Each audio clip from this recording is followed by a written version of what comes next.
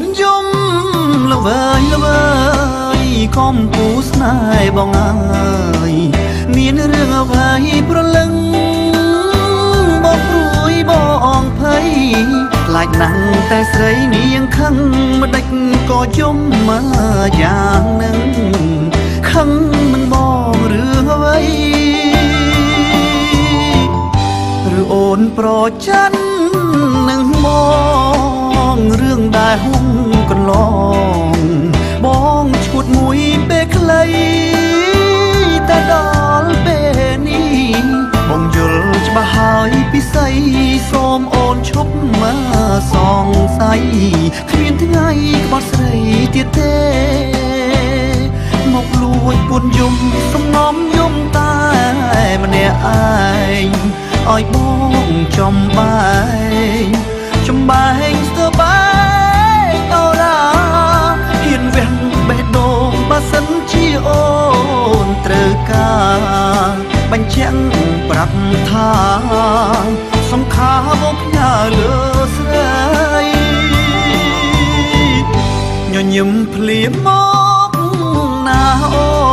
នកុំធ្វើមុខស្រពោនបងហាក់ធ្លាក់អោបជ័យបើអូនញញឹមជីវិតបងពិតមានន័យតើដឹងទេពិសីរូបស្រីជាជីវិតបង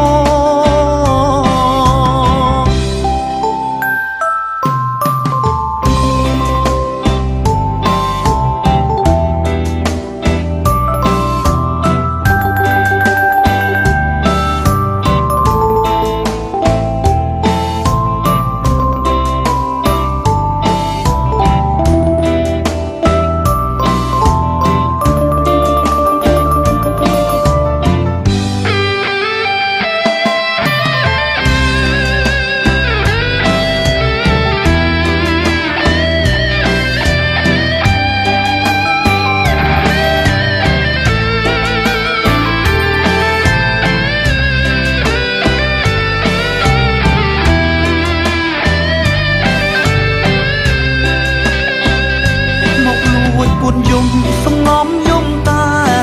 ម្នាក់ឯងឲ្យបងចំបែងស្ទើបែងអូឡា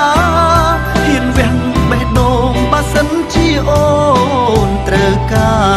របញ្ជាក់ប្រាប់ថាសំខាបងផ្ញើលើស្រីញញឹមភ្លាមមកណាអូកុំធ្វើមុខស្រពោនបងហាក់ធ្លាក់អោបជ័យបើអូនញញឹមជីវិតបងពិតមានន័យតើដឹងទេពិសីរូបស្រីជាជីវិតបង